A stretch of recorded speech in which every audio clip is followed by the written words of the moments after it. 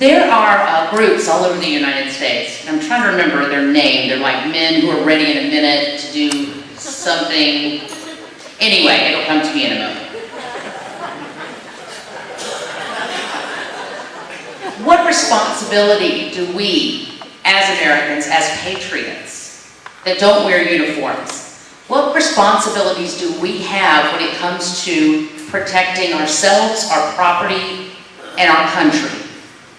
Right now, we see different groups who are arrested, penalized, followed, eavesdropped on, because they made the great decision, great mistake, if you will, to become patriots.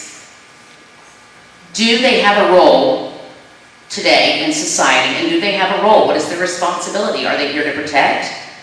Is it okay for them to do so, or not? I believe I have a question. Bill, I'm sorry. You're touching on such a broad area. For example, I have a problem with civilian defense forces like President Obama wants. I think that is moving towards tyranny.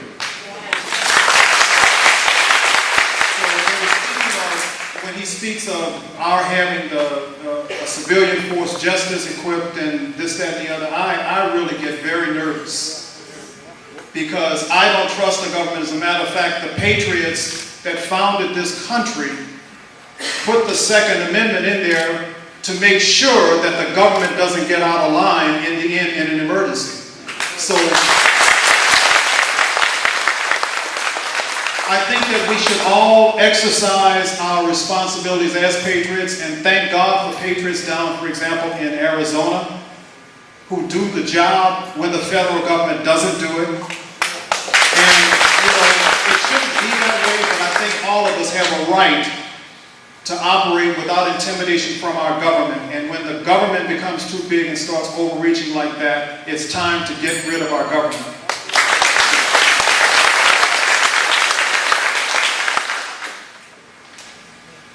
Another great Ronald Reagan quote, freedom is never more than one generation from extinction. We don't pass it through the bloodline or the DNA to our children.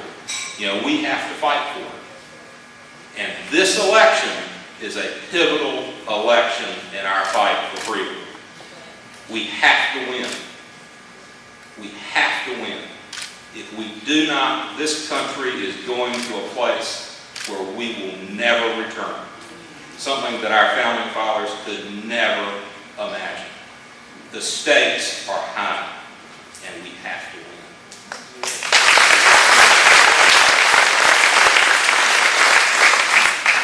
That was a broad question. But It's a challenge. the greatest generation stood up when the country's in trouble, and they came together, and they didn't all go in the army. They didn't all go off and fight, but they all pulled together even on the home front to make things work. And I think that's what patriotism is all about.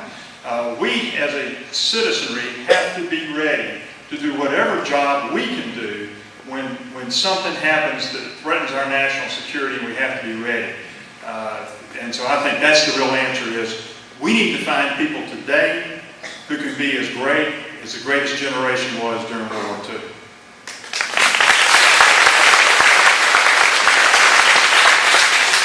I know it's tough because there isn't a lot of time allotted, but we were talking about the deficit and the burden that we're going to be passing on to our kids. One of the primary reasons for that, of course, is Social Security, Medicare, Medicaid.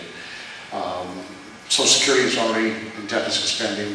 We're in the red, so we're cashing in IOUs. We have Medicare, the latest report that came out, I believe they said will be broken in the next 10 years. So let me start with you, Mr. Holding. How will you convince even people in this room, and maybe you'll disagree with me on this, that something needs to be done with Medicare and with Social Security, and what are your thoughts on that?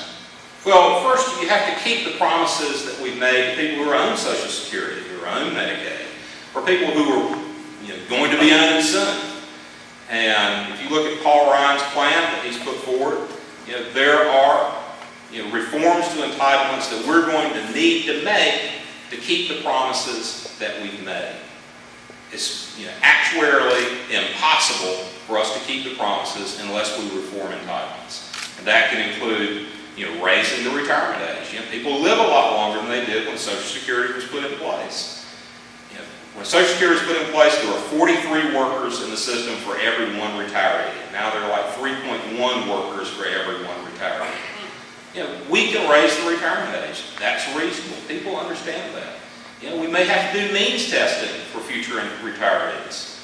That's not an optimal solution, but it's a lot better than letting the system go bankrupt and not keeping our promises of people who are on Social Security now. It's just the realities of the situation that we face. The day of reckoning is upon us, and people understand that, and they just want some straight answers and some legitimate solutions.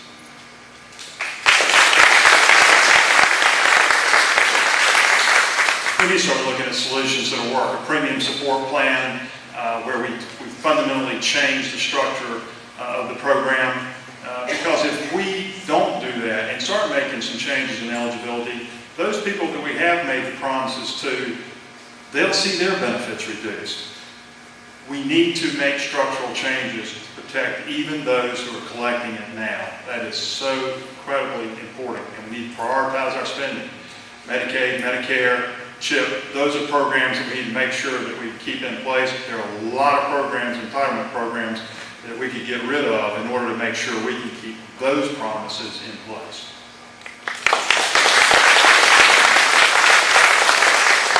Kind of ironic that we're coming up on the 100-year anniversary of the Titanic. And I sat in a briefing that Congressman Paul Ryan gave when we lived in Wisconsin. We were his constituents, and he gave a brief on entitlements, Social Security, and the like, to show the course that we were on. I believe that we did not do a good job, we as conservatives did not do a good job at arguing the point. When I get to Washington, we're going to make the point, and we're going to make it well, because it is going to take us over the cliff if we do not reform significantly. Keep the promises we made today, but revamp it for those in the out years.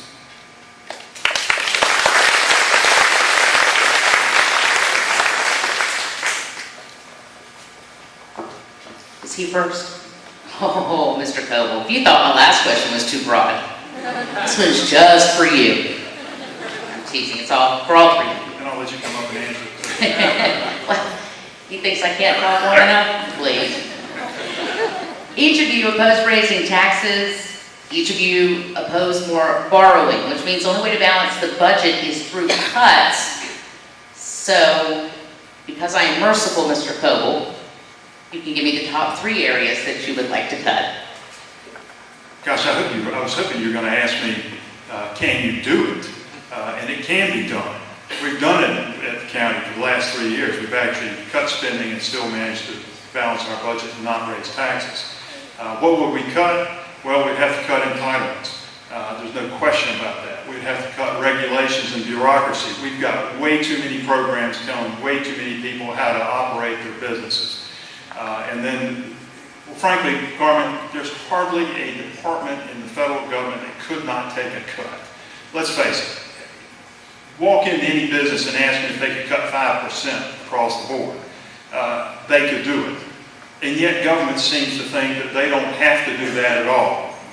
There are so many opportunities, but entitlements certainly would have to be something that we would look at. We've got 70 programs doing the same thing.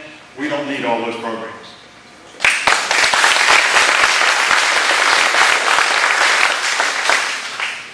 If you're asking the top 3, my answer is entitlements, entitlements, and entitlements. Because it's a panacea for you to think that you're going to get rid of government bureaucracy and make a significant difference.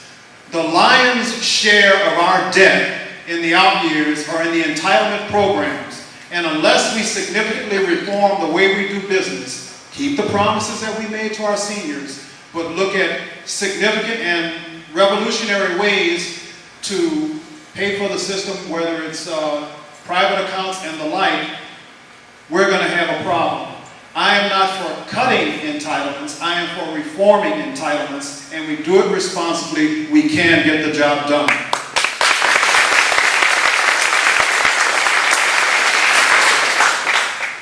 Read the Constitution.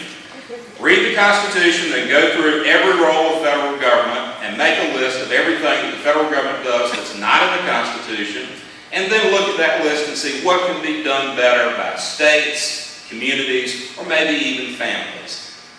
And you're going to be able to address a lot of cuts in a lot of departments and entitlements. We talked about the Department of Education, we talked about the Department of Energy in this debate, cutting that. How about the Department of Commerce? What does the Department of Commerce do anyway? How about the Environmental Protection Agency?